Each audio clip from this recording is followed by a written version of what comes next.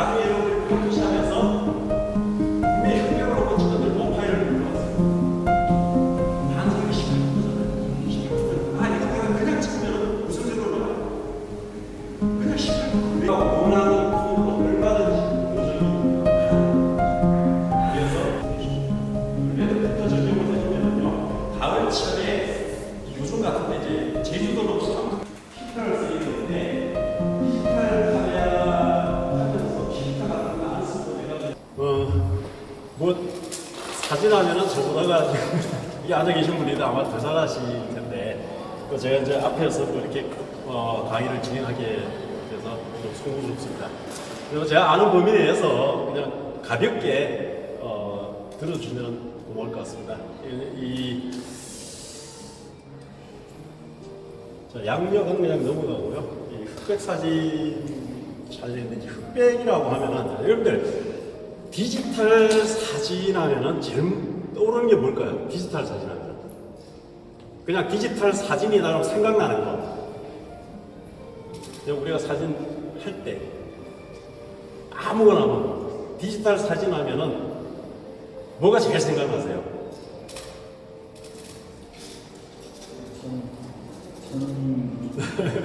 예. 그냥 우리가 디지털 하면은 옛날에 이제 필름으로 찍을 때는 이제 뭐 색깔 그랬는데 요즘 이제 그 디지털 사진이 되면서 RGB를 굉장히 아마 이제 고민을 많이 할 테고, 그 다음에 그 제일 이제 우리가 파일 저장할 때 JPG로 많이 저장하잖아요. 그러니까 아주 뭐 JPG의 세상이 되고 그랬어요. 디지털 사진이 되면서. 근데 이제 흑백 사진 이제 하나 여쭤볼게요. 흑백 사진을 우리가 하면은 칼라, RGB가 필요할까요? 필요 없을까요? 칼라가 필요. 네, 필요. 네. 이 디지털 흑백 사진이라고 하더라도 이 색을 제거했다 뿐이지, 칼라를 제거했다 뿐이지, 그 칼라의 고유한 그 질감, 이거는 사진에 그대로 가지고 있는 거거든요. 그래서 흑백 사진이라 해서 이 컬러를 무시를 하고 촬영을 하게 되면은 사진이 되질 않겠죠. 그래서 흑백 사진도 결국은 컬러를 단색으로 표현한 것뿐이다. 대신에 이제 그 색깔이 질감으로 표현이 되면서 톤으로 그렇게 표현이 된다고 보면 되겠습니다. 그래서 이제 흑백 사진은 이제 색이 가지는 밝기만으로 이미지를 표현을 한다라고 보면 될 것 같고요. 예, 우리 유명한 그 아담스 선생님께서 이 흑백 사진을 찍을 때 이제 카메라 앞에 놓인 피사체, 내가 이제 뭘 찍을 건가 결정을 해야 되겠죠. 그 다음에 그 피사체를 찍을 때 어떻게 찍을 것인가, 어떤 질감으로 찍을 것인가, 이런 그 사진가의 의도, 그 다음에 이제 흑백으로 표현할 수 있는 모든 기법, 이런 것들이 이제 상호작용의 영향이 곧 흑백 사진이다, 이렇게 말씀을 하셨습니다. 그래서 이제 이걸 갖다 이제 시각화라는 개념으로 이제 설명을 했고요. 그래서 이제 이런 그 흑백 사진을 찍을 때는 렌즈로 내가 어떤 사물, 피사체를 바라봤을 때 그 피사체가 어떻게 기록이 될 것인가, 또 이게 이제 그레이스케일이라든지 마른 흑백 사진인데 사실은 흑백 사진의 가장 중요한 그 컬러가 뭐예요? 진정한 의미의 순수한 백색하고 순수한 흑은 우리가 프린트를 했을 때 나타나요, 안 나타나요? 나타나질 않잖아요, 그죠? 나타나질 않고 결국은 이 흑백 사진은 이제 그레이 이제 회색의 집합체를 하는데 회색 덩어리예요, 그죠? 회색 덩어리인데 그 회색 덩어리의 그 스케일들, 변화 과정, 이걸 이제 그레이 스케일이라고 하는데, 렌즈에 바라본 장면을 어떻게 적용할 것인가, 어떤 개조를 가지고 표현할 것인가, 이걸 꼼꼼히 살펴서 사진을 찍어야 한다라고 이제 했는데, 이제 이거를 아담스 선생님께서는 예견이라는 말로 이렇게 표현을 했죠. 그래서 이제 그 예견에 대한 이제 내용이죠. 이게 안젤 아담스가 지은 그 네거티브라는 책이 있어요. 이 네거티브에 실린 내용인데, 안젤 아담스가 이제 그 책을 세 권을 썼죠. 더 카메라, 이제 카메라에 관련된 그 내용을 기술한 카메라하고, 그 다음에 이제 네거티브. 요거는 이제 촬영할 때의 그 기법을, 흑백 사진 촬영 기법을 기술한 책이 이제 네거티브. 그 다음에 이제 더 프린트라는 책이 있어요. 이거는 이제 촬영한 필름을 가지고 내가 어떻게 인화를 할 것인가, 인화 기법들에 대한 내용을 기술한 책이 이제 더 프린트. 지금은 뭐 절판이 돼가지고 나오질 않고 있고, 또 이제 요즘은 시중에서 흑백에 관련된 책을 살려고 해도 보니까 없더라고요. 이제 그 디지털화가 되니까 그냥 포토샵으로 다 되죠.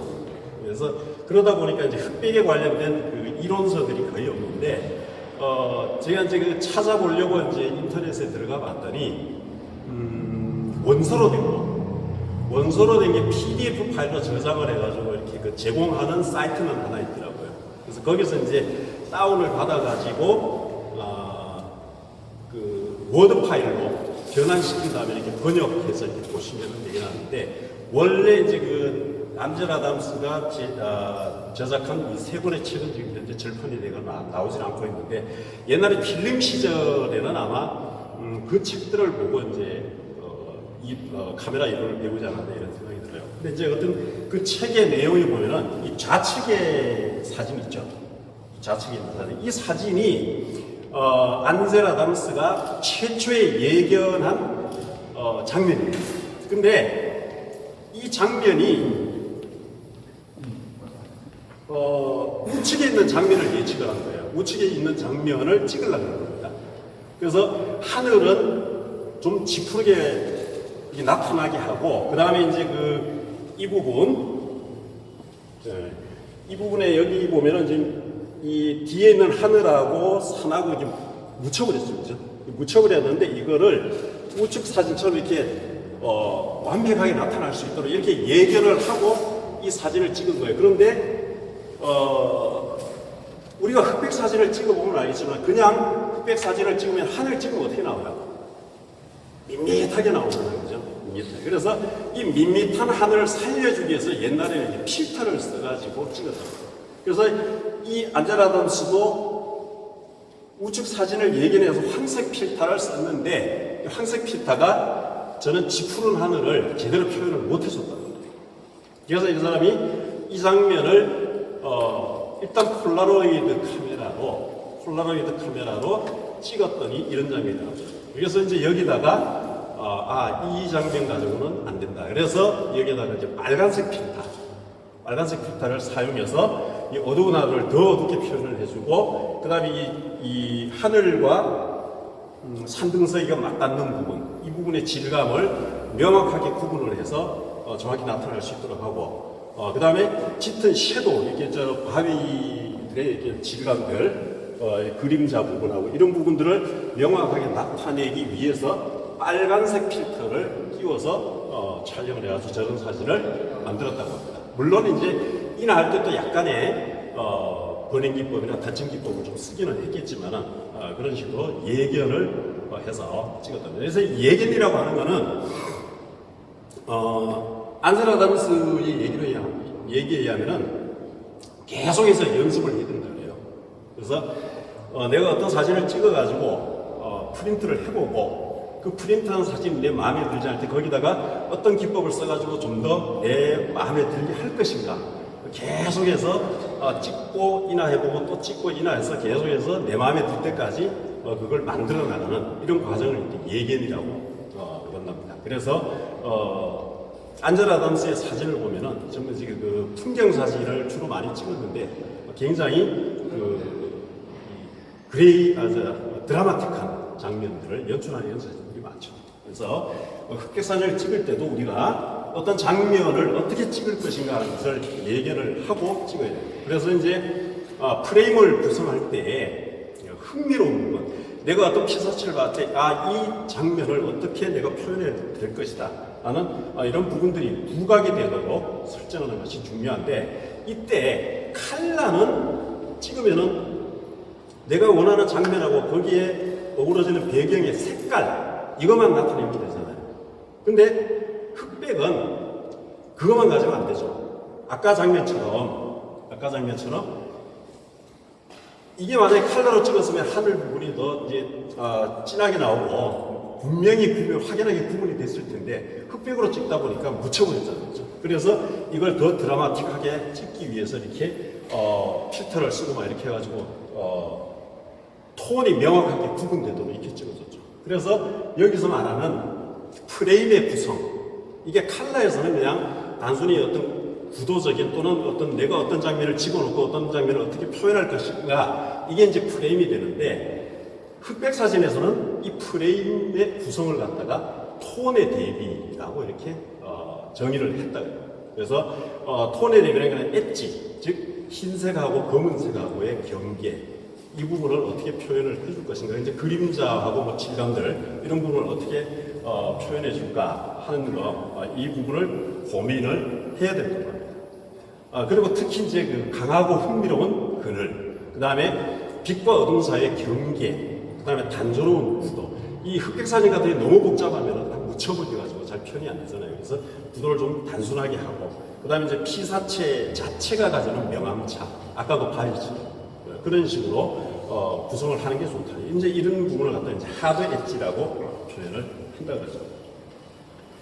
그래서 이제 그 아담스 선생께서 그 단연간에 이 흑백 사진을 찍으면서 촬영하면서 연구를 거듭한 결과 이제 존 시스템이라는 그런 그 단계를 개발을 했는데, 이게 이제 0에서 10까지 완전한 흑색에서 완전한 백색까지 이거를 노출의 범위를 11단계로 표현을 해서 나타냈습니다. 그래서 이제 이거를 우리가 이제 사진을 촬영할 때 가장 기본이, 흑백 사진의 기본에 되는 톤이 뭐예요? 18% 그레이 카드죠. 18% 그레이. 그래서 이 18% 그레이 카드에 해당되는 중간 회색 등급을 존 5로 정의를 하고, 이 존 5에서부터 한 단계씩 노출을 감소했을 때 존 4, 존 3, 존 2, 존 1, 존 0 이렇게 해가지고 5단계로 나타내고, 그 다음에 한 단계 간격으로 조리개로 노출을 증가시켰을 때 6, 7, 8, 9, 10 해서 5단계 그렇게 해가지고 총 11단계로 구분을 이렇게 했죠. 그래서 이제 존 시스템의 이제 근거한 노출값의 변화는 이런 식으로 ISO 100으로 놓고, ISO 옛날에는 이제 필름을 쓰다 보니까 필름은 대부분 우리가 뭘 썼어요? ISO 100을 썼잖아요, 그죠? 지금은 이제 디지털 카메라에서는 ISO 있고 200, 400 우리가 마음대로 찍다가 노출이 고조하면 ISO를 올릴 수도 있고, 또는 그 조리개를 열 수도 있고, 또는 셔터 타임을 줄일 수도 있고, 막 여러 가지 할 수 있는데, 과거에는 하나 ISO는 어때요? 찍으러 나갈 때 내가 필름을 하나 딱 결정하면 어떻게 되고 있습니까?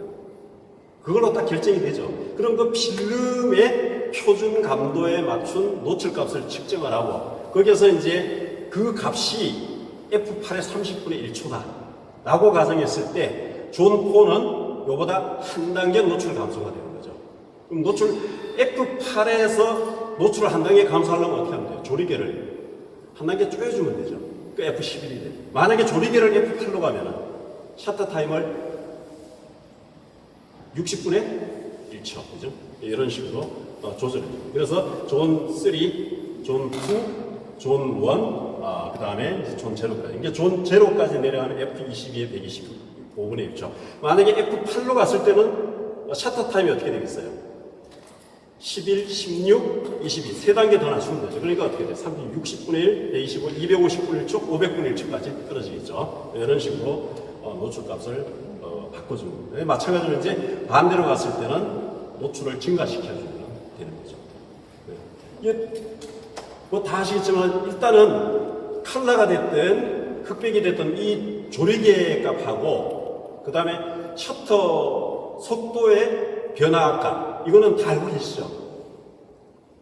이제 우리 다 이제 사진작가 협회 회원이시고 또 이제 동호회 회원이신데 가끔 저런 경우가 있어요. 아까 이제 은하수 촬영 나갔잖아요. 은하수 촬영 재밌는 거 이제 하셨는데 이런 거 또 별 사진 촬영하러 나가요. 야경 같은 거 찍으러 나갔을 때 자 노출을 이렇게 해가지고 뭐 ND 필터를 몇 단계 ND8을 끼웠을 때 노출 값을 몇 단계 낮춰야 되니까 어떻게 맞추십시오 그러면 못 맞추는 분들이 의외로 많아요. 되게 많습니다. ND8이면 몇 단계예요? 2, 4, 8. 세 단계잖아요. 세 단계. 네, 세 단계인데 이거를 계산해가지고 맞추라 그러면 못 맞추는 분들이 되게 많아요. 그래서 이게 왜 그게 왜 못 맞췄냐면은 옛날에 필름 카메라 때는 어땠어요? 노출 값이 한 단계씩 변화했었죠. 조리개 하나 조리면은 한 단계가 바뀌었는데 지금 디지털 카메라는 어때요? 조리개 하나 이렇게 움직이면은 몇 단계로 바뀌어요? 3분의 1단계 또는 2분의 1단계로 바꾸는 카메라도 있지만은 그렇게 하다 보니까 이 노출 값의 변화를 마음속에 그리고 있는데 정확하게 노출값의 변화가 어떻게 되는 분들이 어떻게 변하는지를 모르는 분들이 되게 많더라고요. 그래서 이 노출값의 변화가 F1.4부터 시작해 1.4, 2.8, 4, 5.6, 8, 16, F8, 11, 16, 22, 32 이렇게 바꾸는 이 과정, 한 단계씩 바뀌는 과정 이거를 정확히 그리고 이제 마찬가지 셔터 타임도 1초부터 시작해가지고 1초, 2분의 1초, 4분의 1초, 8분의 1초 이렇게 배수로 2의 배수로 넘어가죠. 그 과정을 잘 알아두셔야 되는 거죠. 그래서 흑백 사진에 이제 좋은 시스템도 마찬가지로 그런 식으로 노출이 한 단계씩 변화했을 때 그 개조의 변화 이걸 갖다가 그림으로 나타내는 게 좋은 시스템입니다. 그래서 이 좋은 시스템에서 그 0하고 10은 완전한 흑색하고 완전한 백색의 개념으로 프린트를 했을 때 표현이 불가능한 단계다라고 이렇게 합니다. 그러니까 0이라는 건 뭐예요? 0이라는 건 완전한 흑색이기 때문에 프린트를 하면 어떻게 됩니까? 잉크가 완전히 먹어버려요. 그래서 개조가 0단계에서는 개조를 구분할 수 없는 거예요. 그래서 실제로 명암의 구분이 없는 단계, 이게 0단계. 그 다음에 10단계는 프린트를 했을 때 잉크가 하나도 안 먹는 단계. 잉크가 소모가 안 되는 거예요. 그래서 완전한 백색입니다. 근데 우리가 사진에서 이 0단계하고 10단계는 표현을 할 수가 없다는 얘기죠. 거의 없다는 얘기예요. 그래서 사진에서 표현하는 흑색은 존 얼마가 될까요? 네. 사진에서 표현하는 최저 단계가 존 1이라고 보시면 돼요. 존 1. 그 다음에 사진에 찍히는 그 흑색, 완전한 흑색이라고 보면 이제 1단계고, 그 다음에 사진에서 촬영되는 완전한 백색은 몇 단계예요? 예, 9단계라고. 그래서 이걸 갖다 이제 동적 다이나믹 레인지라고 하는데, 우리가 카메라를 사실 때 이제 제가 이제 쓰는 카메라가 이제 이게 뭐 5천만 화소급이라 가지고 사기는 샀는데 지금 이게 단종돼가지고 나오질 않아요. 근데 5천만 화소급이라고는 하는데 이 다이나믹 레인지가 굉장히 약해요. 그러다 보니까 사진을 찍으면은 그냥 약간만 어두우면 다 묻혀버려요. 그 다음에 또 약간만 밝으면은 다 날아가 버려요. 그러다 보니까 이 다이나믹 레인지가 존 한 3부터 존 한 7 내지 8 정도밖에 표현을 못하는 거예요. 그러다 보니까 사진가들이 처음에는 막 5천만 화소 그러니까 좋다고 샀다가 지금은 그냥 다 버리고 있어요. 값은 또 되게 비싸요. 근데 그래서 카메라를 사실 때 이게 카메라 회사에서는 다이나믹 레인지가 얼마다라고 공개는 안 해요. 근데 이제 사진가들이 쓰다 보면 이 사진은 개조 범위가 넓다. 즉 다이나믹 레인지가 넓다. 또 어떤 카메라는 다이나믹 레인지가 좁다라고 이렇게 이제 표현합니다. 근데 이제 이 카메라 같은 경우는 굉장히 좁은 부분이고, 요즘에 이제 많이 나오는 거 소니에서 나오는 알파 계열이죠. 그죠? 알파 계열 같은 경우는 다이나믹 레인지가 조금 그래도 좀 넓다네요. 그리고, EOS 4D인가요? EOS OD4 같은 경우도 이거보다가는 좀 더 이제 넓게 표현을 해준다는 거죠. 그래서 카메라를 구입하실 때 이제 이 다이나믹 레인지가 좀 넓은 카메라를 구입해 주시면 촬영할 때 훨씬 더 유리하게 촬영할 수 있다라고 볼 수가 있고, 근데 이 다이나믹 레인지가 존 1부터 9까지의 존을 표현을 한다고 하지만 실제 프린트를 할 때는 질감의 범위, 그러니까 검은 부분하고 단계를 구분할 수 있는 실질적인 표현 범위는 어디까지? 존 2에서부터 8까지 이 부분이 실제로 이제 우리가 인화를 했을 때 구분을 할 수 있는 톤이라고 합니다. 그래서 필름을 인화했을 때 질감을 확실하게 전달할 수 있는 이런 단계가 이제 존 2에서부터 8까지 단계, 이 단계다. 그리고 이제 우리가 밝은 쪽을 표현할 때 존 9단계부터 또는 10단계보다 위쪽에서 노출되는 거, 이거는 사실 노출계도 측정은 가능할 거다 그래요. 측정은 가능할 거다 그러는데 실제 우리가 프린트를 하거나 사진에서 표현하는 데 있어서는 별로 효과적이지 않다라고 그럽니다. 그래서 이제 이 존 시스템을 표현했을 때 여기서도 이렇게 보면은 0단계하고 10단계는 이 사진에서 표현이 안 된다고. 표현이 안 되고 1단계 같은 경우가 이제 여기에 탑 부분의 그림자 부분에 제일 진한 부분, 이 부분이 이제 1단계라고는 하는데 실제 이제 1단계하고 2단계하고 요 정도 부분이나 아주 어두운 요 그림자 부분, 이 부분 정도 될 텐데 1단계하고 2단계도 사실 구분이 별로 잘 되지를 않아요. 그렇게 되고, 그 다음에 이제 9단계는 아주 밝은 요 지붕 부분들, 이런 부분들이 이제 9단계가 될 거고, 9단계하고 8단계도 사실은 실제 그 흑백 사진을 인화를 하거나 했을 때 잘 구분이 되지 않는 이런 단계라고 합니다. 그래서 실질적으로 이제 표현이 가능한 단계는 2단계에서부터 8단계가 제일 이제 표현이 잘 될 수 있는 겁니다. 지금 흑백 존의 이제 개념이 이제 0은 완전한 검은색, 그 다음에 1단계는 이제 아까는 이제 다이나믹 레인지가 시작되는 부분 이렇게 해가지고 하고, 이제 2단계부터 질감이 나타나기 시작하고 이렇게 나옵니다. 그래서 5가 이제 중간 회색 부분이고, 그 다음에 6단계는 햇빛이 6단계 햇빛이나 확산된 스카이라이트 이런 부분들, 그 다음에 백인의 평균적인 피부 등급 이런 게 이제 6단계 정도가 됩니다. 그 다음에 7단계, 8단계, 9단계, 10단계. 이거는 이제 그냥 참고로 넘어가도록 하겠습니다. 하고. 자, 그 다음에 이제, 그러면은, 우리가 이제 사진을, 흑백 사진을 촬영할 때, JPG로 촬영을 할 거냐, 로로 촬영할 거냐 하는 부분이 있는데요. 자, 여러분들 이제 흑백 사진을 이 카메라에서 흑백 모드로 놓고 찍어 보셨죠? 안 찍어 보셨나요? 네.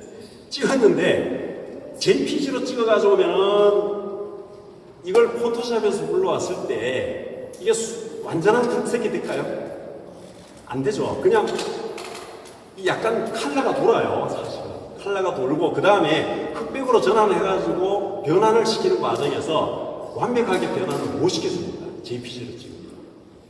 그래서 차라리 JPG로 찍으려면 컬러로 찍어서 나중에 흑백 전환해가지고 변환시켜주는 게 낫다라고 보고, 그렇지 않은 경우에는 로로 찍어주는 것이 좋다.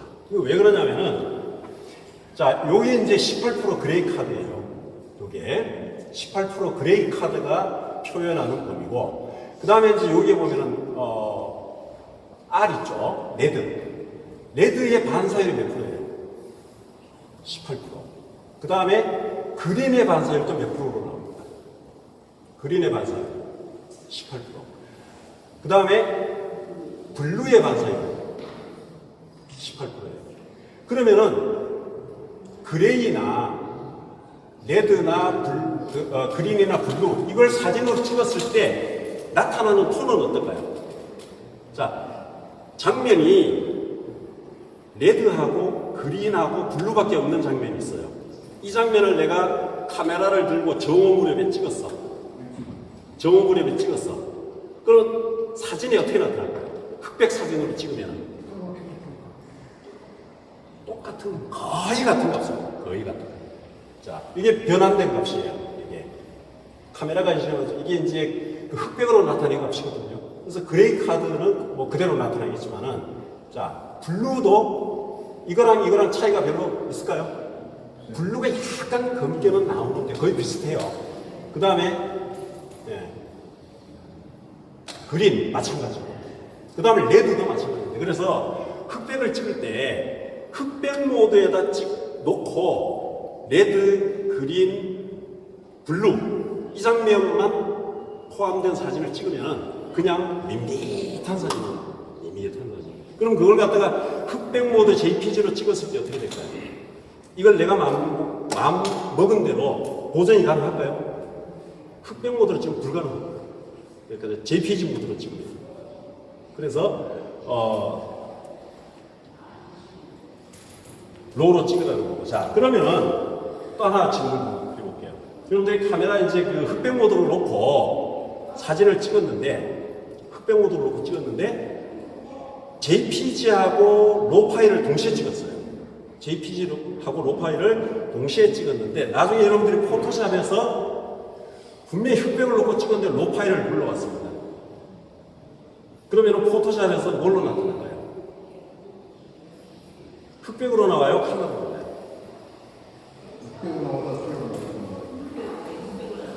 컬러로 나옵니다. 컬러. 왜냐면은 어제 이제 그저께 사진 강좌 때도 이제 그 말씀드렸는데, 로우는 뭐예요? 가공되지 않은 날 것 그대로예요. 원본 그대로. 그러면은 로 파일에는 우리가 그 적용한 색감이나 화이트 밸런스나 뭐 이런 것들이 반영이 돼요. 안 되고 그냥 우리가 본 그대로 찍히는 겁니다. 그러면은 여러분들이 사진을 찍고 나가지고 흑백 모드로 내가 찍고 싶어가지고 흑백 모드에 놓고 찍었어요. 찍었는데 JPG하고 로로 같이 찍었거든요. 나중에 가져와서 불러보면 JPG는 뭐로 나와요? 흑백으로 나와요. 불완전한 흑백으로 나오죠. 근데 로 파일은 컬러로 나와요. 반영이 안 됩니다. 네. 그래서 로 파일로 찍으시 됩니다. 로 파일로 찍으면 나중에 보정하는 과정에서 내가 원하는 톤으로 얼마든지 보정이 가능하다는 거죠. 그래서 흑백으로 내가 사진을 찍고 싶다 그러더라도 흑백으로 찍지 마시고 로 파일로 찍으라. 그래서 로 파일로 찍을 때 아까 말씀드렸던 예견, 시각화, 예견, 그 다음에 엣지 이런 부분을 내가 머리에 염두에 두고, 자, 이 컬러가 내가 흑백으로 찍었을 때 어떤 톤으로 나타날 거다. 이것만 정확히 얘기하시면 돼요.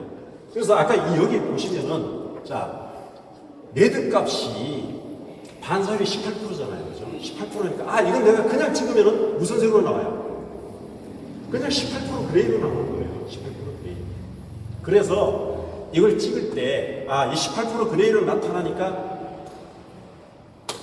어떻게 보정할 거다라는 걸 머리에 염두를 두고 찍으시면은 나중에 그 포토샵이나 라이트룸에서 얼마든지 내가 원하는 톤 보정을 해나갈 수 있다는 겁니다. 그 다음에 이제 그거보다 이제 밝게 나타나는 겁니다. 이 약간 자주색. 그죠? 네. 빨간보다 약간 자주색은 0.5도 밝게 나타납니다. 그래서 이걸 다 외울 수는 없어요. 외울 수는 없는데 단 RGB 값이 전부 18% 반사율을 가지고 있다. 요거만 기억을 하세요. 요거만. 그래서 이 내가 본 색깔이 레드보다가 좀 더 진하다. 그럼 어떻게 해? 사진에서 나올 때는 조금 더 어둡게 나올 수 있겠죠. 그죠? 그 다음에 블루도 오늘 하늘 보셨나요? 북쪽 하늘. 한 오후 2, 3시경에 북쪽 하늘. 하늘이 어땠어요? 하늘 안 보시고 가십니까? 오늘 바쁘셔가지고 하늘을 한 번도 안 보셨고요. 야, 오늘 하늘이 엄청 파랬어요. 그죠? 엄청 파랬어. 그러면은 그 파란 하늘을 찍으면은 실제 18% 그레이보다 어떻게 나올까요? 조금 더 진하게 나와요. 조금 더 진하게. 네. 그런 걸 예견하고 찍으면은 흑백 사진 찍을 때 도움이 많이 된다는 거죠. 그래서 흑백 사진을 찍을 때 JPG로 찍을 거냐, 로 파일로 찍을 거냐 고민할 필요가 없다. 무조건 뭐로 찍나? 로로 찍어야 됩니다. 그리고 만약에 내가 포토샵 전혀 못해. 그리고 나는 찍은 거대로 그냥 그대로 살래. 와서 후보정 안 할래. 그럴 때는 어떻게 되냐면은,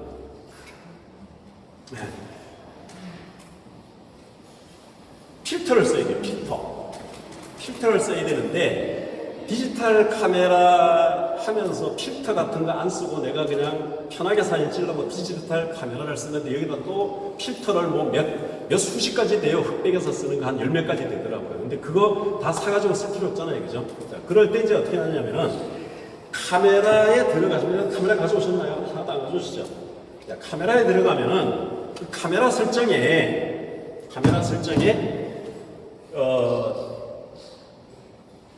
그 모노크롬이라고 있어요. 모노크롬. 이제 캐논 기준으로 설명드릴게요. 캐논 기준으로 설명을 드리면은 여기서 이제 메뉴에 들어가시면은 픽처 스타일이라고 있습니다.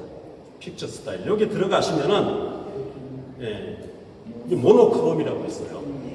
모노크롬에 들어가시면은 여기에 다시 뭐가 있느냐면은 여기에 콘트라스트나 그 다음에 필터 효과를 적용할 수 있는 게 있어요.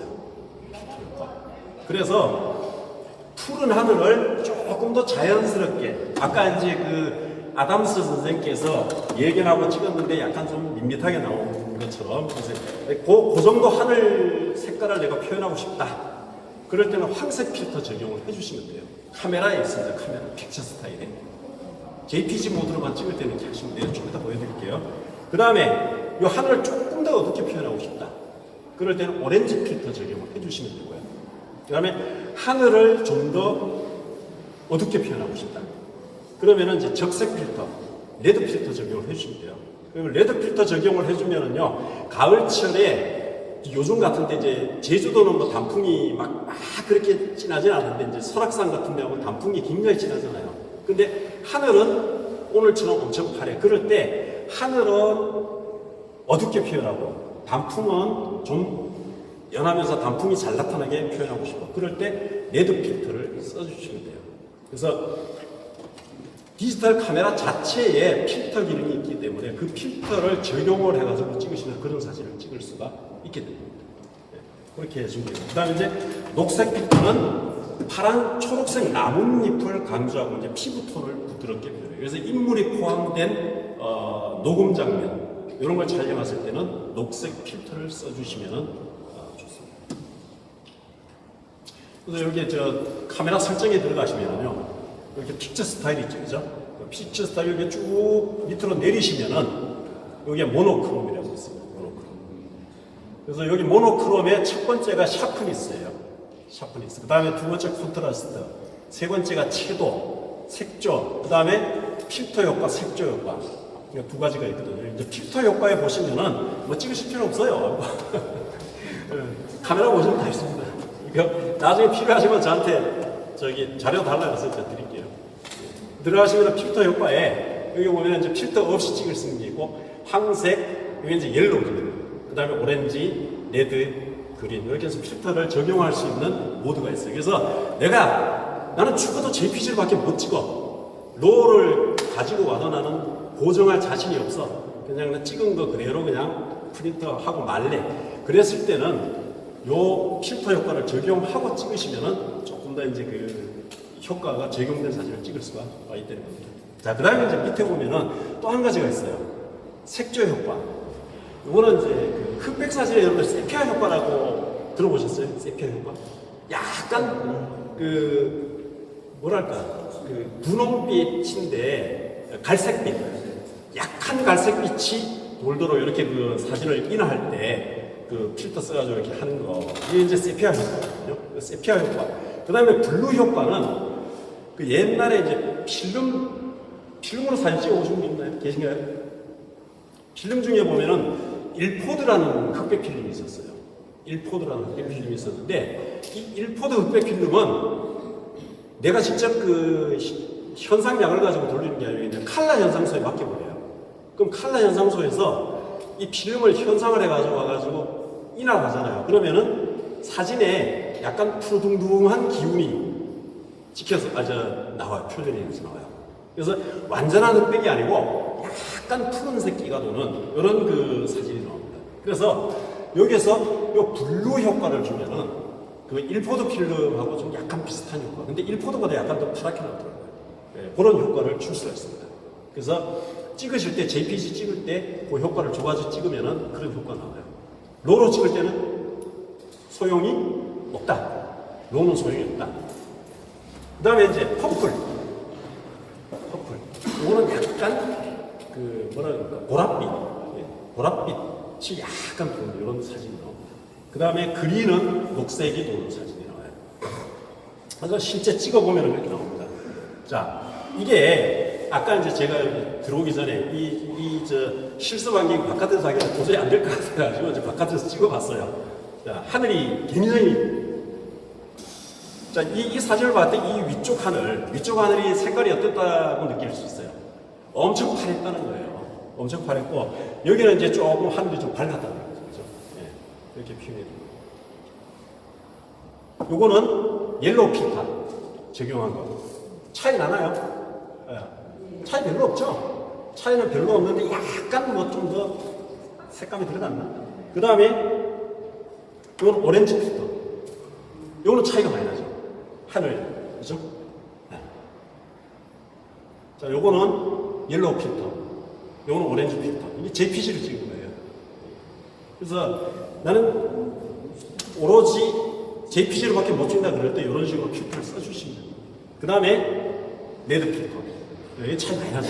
하늘이 완전히 검게 떨어져 있죠. 네, 이런 식으로 표현을 하실 수가 있습니다. 그래서 찍으실 때, JPG로 찍을 때 이렇게 찍어주시고요.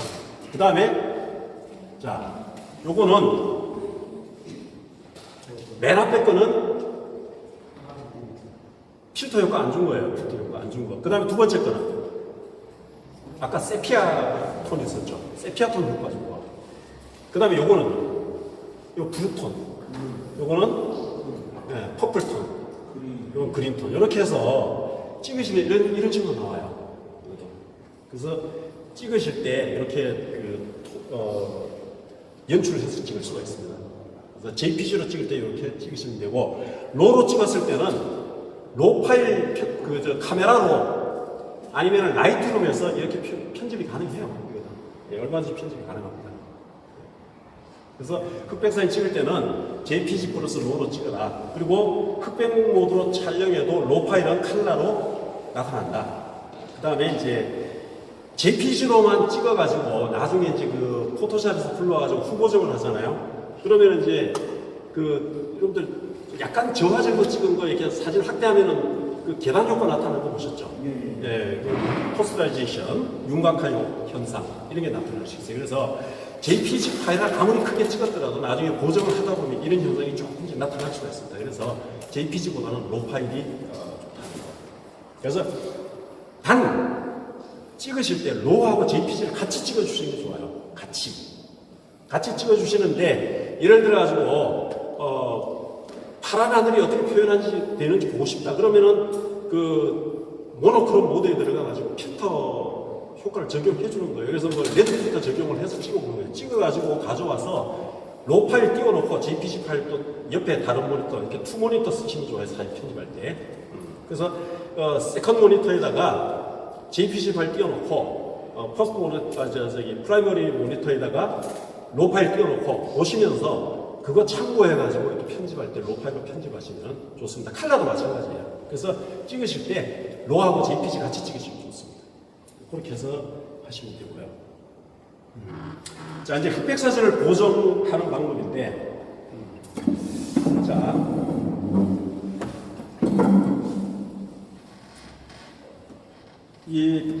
이건 이제 그냥 포토샵 화면에서 바로 들어가 볼게요.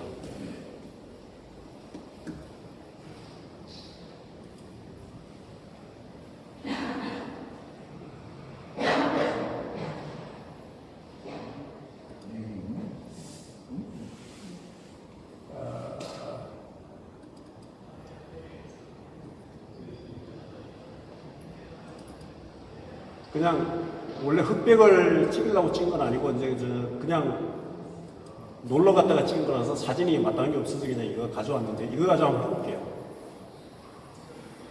자, 이게 아까 이제 편집하느라고 약간 해놔서 이거 좀 취소하고 다시 걸어보겠습니다. 자, 이런 사진이 불러져 왔어요. 이건 이제 흑백으로 전환할 때, 라이트룸이나 카메라로 해서는 그냥 간단해요. 여기서 딴 거 건들 필요 없고요. 여기 보면은 블랙 앤 화이트 있죠. 예, 요거 눌러주시면은 이렇게 자연스럽게 블랙으로 바뀝니다. 근데 보시면 알겠지만은 밑에 있는 그린이나 위에 있는 블루나 톤이 어때요? 구분이 되나요? 별로 안 되죠. 거의 똑같아요. 예, 거의 똑같아요. 그래서 여기에 이제 레드까지 섞여 있다면은 뭐 거의 구분이 안 되는 사진이라고 볼 수 있겠죠. 그죠? 네. 그럴 때 이제 이걸 보정하는 건 이제 어떻게 하냐면 여기 이제 밝게라고 하는데 이게 카메라로가 엊그저께 업데이트 됐다 그랬죠. 업데이트가 되면서 이게 좀 바뀌었어요. 그래가지고 여기에 요거는 이제 노출만 건드리는 거예요. 노출감만 건드리는 거고요. 그래서 그저께 이제 그 강의할 때 노출값은 이 슬라이드로 조정을 해도 되지만 어디서도 할 수 있다 그랬죠? 여기서 그죠? 여기서도 할 수 있다 그랬어요. 그래서 이제 이거 왔다 갔다 하시면 노출값 조정을 이렇게 바로바로 할 수 있습니다. 이렇게. 그래서 이렇게 하시면은 뭐가 바뀌어요? 맨 아래 거 검정 부분 바뀌죠. 블랙 부분이죠. 블랙. 그래서 블랙은 조정을 하실 때 여기에 보시면은 이렇게 하얀색이 있어요. 여기에 이제 클리핑이 발생되는 부분이라고 그랬죠. 아까 이제 존 시스템에서 보면은 존 어디에 해당이 될 거예요? 0이나 1에 해당이 돼요. 그러면 프린트를 했을 때 완전히 잉크로 떡을 칠하는 부분, 그죠? 네, 그런 부분이에요. 그래서 이 하얀 부분이 나타날 때는 클릭해 보시면은 여기는 이제 흑백이라서 안 나타나는데 칼라 같은 경우는 이걸 누르시면 좀 빨갛게 바뀌는 부분이 있어요. 까맣게죠. 여기 파랗게 바뀌네요. 그죠? 네, 이런 부분은 클리핑이 발생되는 부분이었습니다. 그래서 이 클리핑이 발생되지 않는 부분까지 이렇게 조정을 해주시면 좋아요. 그 다음에 이 섀도우는 이런데 완전히 묻혀버리는 부분 있잖아요. 그래서 이 부분을 약간 이렇게 올려주시면 조금 어두운 영역이 개조가 나타날 수가 있습니다. 그 다음에 이제 익스포저 영역은 이제 중간 영역이에요. 그래서 이 부분을 움직여 보면은 노출 부분, 익스포저 부분이 왔다 갔다 하면서 바뀔 수 있죠. 그죠? 이렇게 조정해 주시면 되고. 그 다음에 이 부분은 하이라이트 부분, 이 밝게 빛난 하늘 부분이죠. 그래서 이 부분이 이렇게 조금 어두워지는 걸 느끼실 수가 있습니다. 그래서 여기 부분이 지금 너무 밝잖아요. 그죠? 그래서 이 부분을 줄이기 위해서는 하이라이트를 이렇게 줄여주시면은 이 부분에 개조가 좀 살아날 수가 있습니다. 이렇게 하고 이제 맨 끝부분, 이 부분이 이제 화이트 부분인데 이 화이트 부분을 오른쪽으로 가져가면 어떻게 돼요? 이런 식으로 여기 하얗게 표시가 되죠. 여기 하얗게 표시가 되면서 여기에는 어떻게 남아요? 빨간 부분이 표시됩니다. 이게 이제 아까 말했던 그 존 시스템으로 보면은 존 10이나 9 정도에 해당되는 부분이죠. 그래서 이제 이것도 마찬가지로 보정을 하실 때 이 부분은 나타나지 않도록 이렇게 해주는 것입니다. 그리고 이제 요거는 이제 여러분들 사진가의 의도에 따라서 조금 더 어둡게 표현하고 싶으면 좀 더 끌어내려도 되고, 이 히스토그램이 정확하게 산 모양을 이루는 것이 가장 이상적인 사진이기는 하지만 실제 산 모양을 이루는 사진은 우리가 이날 해놓으면 어때요? 그냥 밍밍한 사진입니다. 보기 싫은, 아주 보기 싫은 사진이 나오는 거죠. 그래서 히스토그램에 너무 의존하지 말고 내가 원하는 톤으로 보정을 해주는 게 좋겠죠. 그래서 이렇게 내려줍니다. 이렇게 해서 이걸 보정한 다음에 이 색상 부분에서 이게 색상 부분에 이제 뭐가 들어가냐면 옛날에 화이트 밸런스가 별도로 떨어져 나와 있었거든요. 근데 카메라로 이제 그들이 업데이트가 되면서 아예 색상 부분으로 들어간 겁니다. 그래서 이렇게 이제 흑백 사진에서는 요거 색온도하고 틴트만 표시가 돼요. 밑에 이제 요 밝기하고 이제 채도 부분은 표시가 안 되고요. 그래서 이 부분에 이제 색온도의 개념이 흑백에서 필요가 있느냐?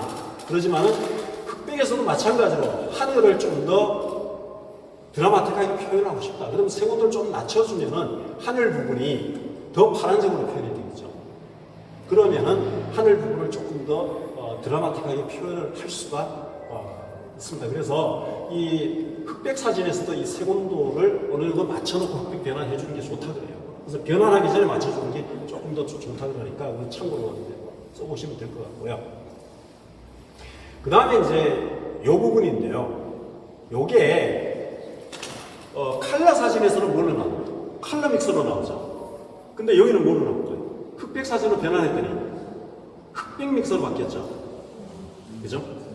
이 부분이. 네, 그래서 흑백 믹서 부분을 이렇게 들어가시면은 여기에 각 색상별 슬라이드가 나옵니다. 색상별 슬라이드. 그래서 이제 아까 이 하늘 부분을 조금 더 어둡게 낮춰가지고 하늘하고 구름 부분하고 완전히 분리를 시켜주고 싶어요. 그럴 때 어떻게 하면 되겠어요? 여기에 파란 계열 있죠, 파란 계열. 이거를 조금 더 낮춰줍니다. 네, 낮춰주면 어때요? 하늘하고 구름하고 완전히 분리가 되죠. 그러면은 아까 우리가 JPG로 찍을 때 하늘 부분을 좀 더 선명하게 하기 위해서 무슨 필터 썼죠? 레드 필터 썼잖아요. 그죠? 레드 필터 쓴 거하고 비슷한 효과가 나오는 거예요. 그래서 블랙 앤 화이트 로로 찍었을 때 고정할 때 이 파란 계열 이걸 가지고 낮춰줍니다. 그 다음에 이 부분이요. 바다의 색깔이 약간 녹색 부분이죠. 녹색하고 아쿠아 계열이 좀 섞여 있을 거예요. 그래서 이 부분은 조금 밝게 표현하고 싶어요. 요거를. 그럴 때 노란 계열하고 녹색 계열을 조금 높여보세요. 이렇게 높이시면은 바다는 거의 표시가 안 되고 여기 아마 녹색 계열을 조금 높여볼 거예요. 네. 좀 밝아지나요? 네, 요거하고 그 다음에 아쿠아 계열. 네, 요거 조금 높여주시면은 바다가 조금 밝게 표현돼요. 그렇게 해서 바다하고 하늘하고를 분리시키는 이런 효과를 줄 수가 있습니다. 그 다음에 이제 여기에 이 바위 부분들이 좀 묻혀버렸어요. 그럴 때 요거를 이제 여기 노란 계열하고 조금 높여볼게요. 노란 계열을 높이시면은 이제 아마 클리핑이 조금 생기 같아요. 그래서 이거 조금 더 높여주면 클리핑이 없어지면서 개조가 살아나죠. 그리고 노란 계열을 좀 올려주면은 이 섬의 그림자 부분에 묻혀가지고 개조가 안 나타나도록 부분이 있죠. 이게 나타날 수가 있습니다. 그렇기 때문에 흑백 사진도 로 파일로 찍으면 얼마든지 이 흑백 믹서 슬라이드 있죠. 흑백 믹서를 통해 가지고 이런 식으로 개조를 바꿔줄 수가 있습니다. 그 다음에 이제 요 밝기하고 색상하고 흑백 믹서 이걸 사용하시면 이런 식으로 흑백 사진을 내가 원하는 톤으로 마음대로 바꿔줄 수가 있다. 자, 그 다음에 아까 JPG로 찍을 때 우리가 색조 효과 좀 했었죠. 세피아 효과를 내고 싶다. 그 다음에 뭐 블루톤 효과를 내고 싶다. 그래서 요거는 어디서 하냐 하시면 요 색보정에 들어가시면 돼요. 색보정. 여기 들어가시면 이런 식으로 그 색상관이 나옵니다. 요거는 칼라 사진에서는 내가 사진을 촬영하고 나서 그 이제 현상을 할 때 그 인터넷 같은 데 보면 막 색감들 뭐 화려하게 막 고정한 그 사진들 있잖아요. 그거를 할 때 이걸 사용하시면은 명암별로 컬러를 다 달리할 수가 있어요. 그래서 그 인터넷에 막 올라오는 그 화려한 색감의 사진들은 이걸로 보정을 해주시는 경우가 많아요. 이렇게 하시면 되고, 흑백 사진에서는 이걸 가지고 조절하는 겁니다. 그래서 여기 이제 중간 영역, 어두운 영역, 밝은 영역이에요. 그래서 이제 이렇게 중간 영역을 세피아로 바꾸고 싶다. 그러면은 이 부분을 약간 빨간색, 레드 쪽으로 해주시면 돼요. 그러면은 중간 톤 부분만 세피아 톤이 들어갑니다. 그 다음에 이제 이 어두운 톤, 이 어두운 부분, 이 부분도 이제 세피아 톤을 좀 입혀주고 싶다 그러면은 요거를 움직여주시면 돼요. 이렇게. 그 다음에 밝은 영역. 하늘, 밝은 영역도 이렇게 움직여주시면 돼요. 그러면 전체적으로 세피아 톤. 만약에 이거를 밝은 톤, 중간 톤, 어두운 톤을 각각 색깔을 달리하면 어떻게 되겠어요? 흑백 사진에서 약간 미묘한 듀오톤 내지는 쿼드톤의 효과를 나타낼 수도 있습니다. 그래서 내가 이제 원하는 효과를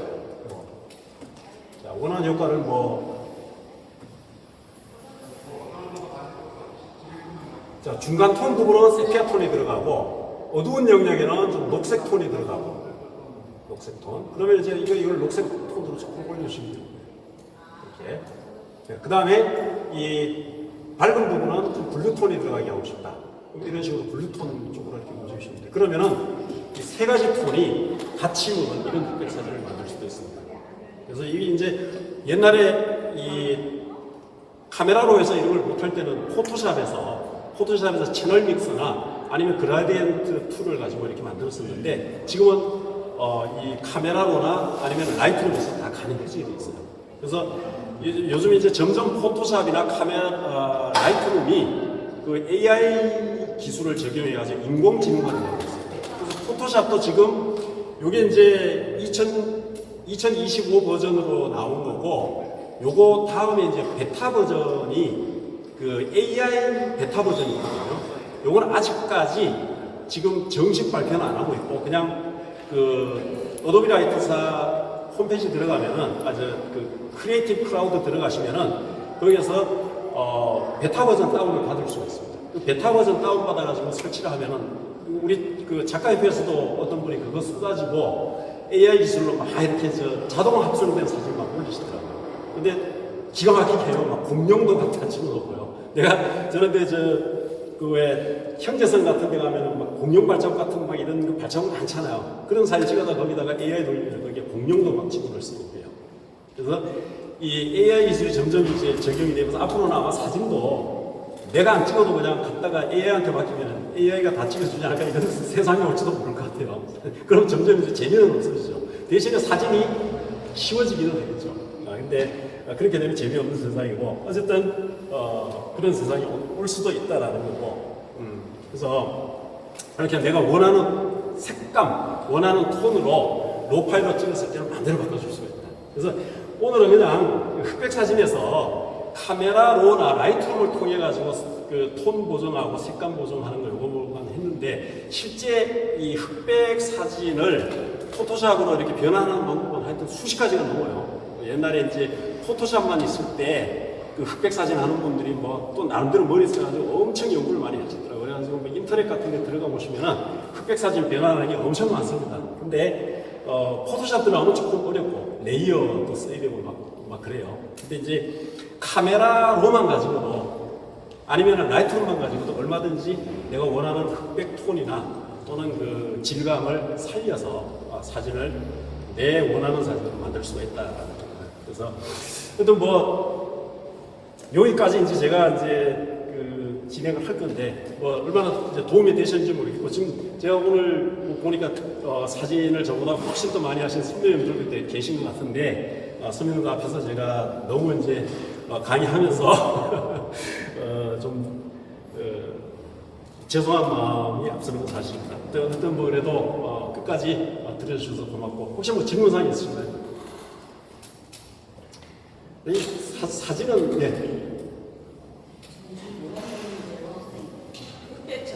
롤파를 받아서 그냥 카메라로 수정한 다음에 제일 나중에 그걸 다시 흑백으로 교환시켜서 쓰거든요. 근데 그 까마에 대해서 옳은 방법이 가끔 의문이 생기는데. 그러니까 이제 맞아요. 그게 이제 뭐냐면은 그렇게 했을 때 컬러가 흑백으로 어떻게 전환될 거라는 걸 정확하게 내가 그 확신을 하고 했을 때 내가 원하는 톤이 나올 수 있는데, 만약에 컬러로는 기가 막히게 보여주는데 흑백으로 변환시켜서 보면은 내가 좀 밝았으면 하는 부분인데 어둡게 나올 수도 있고, 왜냐하면 그 톤의 그 반사이기 때문에. 그래서 그걸 다시 조정을 다시 하게 되는. 그러니까 차라리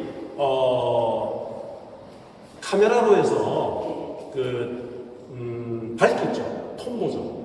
이게 이 톤 보정하고 그 다음에 화이트 밸런스로 그 정도만 하시고 그냥 블랙 앤 화이트로 들어와 가지고 거기에서 이 컬러 믹서, 흑백 믹서 있죠. 그걸로 조정을 하시는 게 오히려 나을 것 같아요. 그게 나을 것 같아요. 왜냐하면은 아까 이제 그 반사율 부분이 있었잖아요. 그 부분이 있다 보니까 색이 내가 밝게 표현할 때 보면 이제 컬러로 해가지고 하다 보면 어둡게 나올 수도 있고 막 그래요. 근데 그래서 만약에 그렇게 했는데도 내가 좀 마음에 안 든다 그럴 때는 다시 포토샵 버전에서 채널 믹서 있어요. 채널 믹서 거기 들어가셔가지고 그 색감별로 또 이렇게 조정하는 방법도 있습니다. 그냥 노후에서 그냥 보내시면 돼요. 예, 로가 제일 좋습니다. 노후에서 컨트라스트 아무도 손대지 말고 그냥 바로 블랙으로 들어가고. 예, 그렇게 하시면 거기서 이제 들어가니 그렇게 그렇게 어떻게 해야 돼요? 그리고 어제 강의에서도 이제 잠깐 말씀드렸는데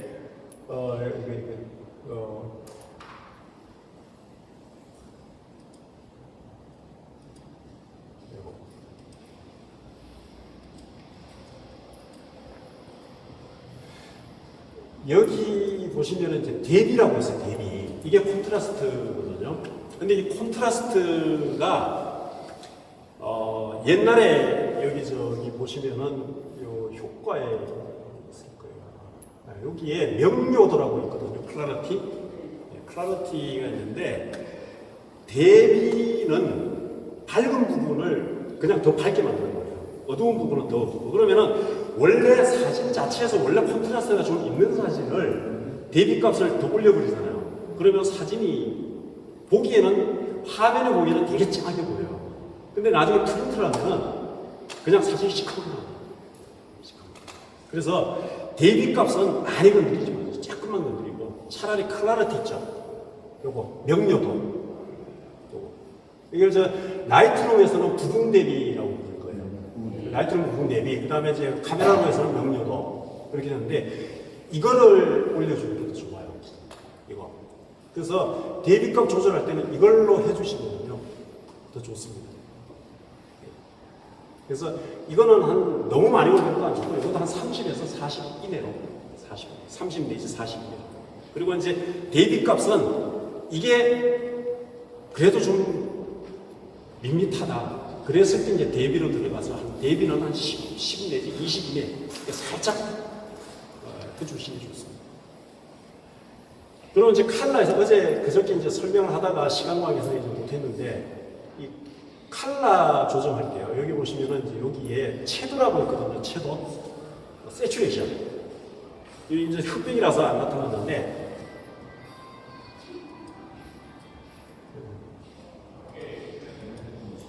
여기 이제 흑백으로 전했는데, 블랙에 다이어트 지워버리면 여기 이제 채도라고 있죠. 채도. 이거 하고요. 여기 활기라고 있어요. 활기. 예, 활기 두 가지가 있는데, 이것도 마찬가지로 칼라 조정할 때요. 그 채도를 높이면은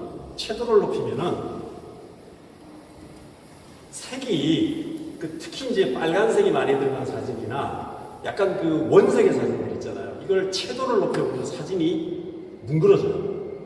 전체적으로 뭉그러지기 때문에 채도를 많이 높이는 것보다는 요 활기라는 부분 있죠. 활기. 이걸 높여주는 게 좋습니다. 그래서 이걸 좀 높이고, 이게 채도를 높였을 때 컬러가 너무 많이 들어간 것 같다. 그럴 때는 차라리 이 채도를 조금 낮춰주는 거예요. 그렇게 하면은 오히려 자연스럽게 보정이 될 수가 있어요. 특히 인물 사진 같은 경우에 채도를 높여주면은 막 얼굴이 뜨게 돼요. 근데 활기를 살짝 높이면은 훨씬 더 이제 피부 질감이 살아날 수 있어요. 대신에 이제 너무 높이면은 좀 뭉그러지긴 하는데, 대신에 이제 이 활기를 높이면 약간 그 레드톤이 살짝 들어갈 수가 있어요. 레드톤. 그럴 때 채도 값을 오히려 마이너스 쪽으로 한 3 내지 5 정도 살짝 낮춰주면은 자연스러운 피부를 표현할 수 있다. 칼라 사진에서. 그래서 그런 것도 참고로 알아주시면 좋겠어요. 그래서 이 라이트룸이나 카메라로 사진 보정하실 때 그 콘트라스트하고 세츄레이션은 많이 안 쓰면 좋다. 흑백으로 마찬가지로 이렇게 해주시는 게 좋을 것 같습니다. 그리고 또 다른 질문 없으면 그냥 마치도록 하겠습니다. 지루한 강의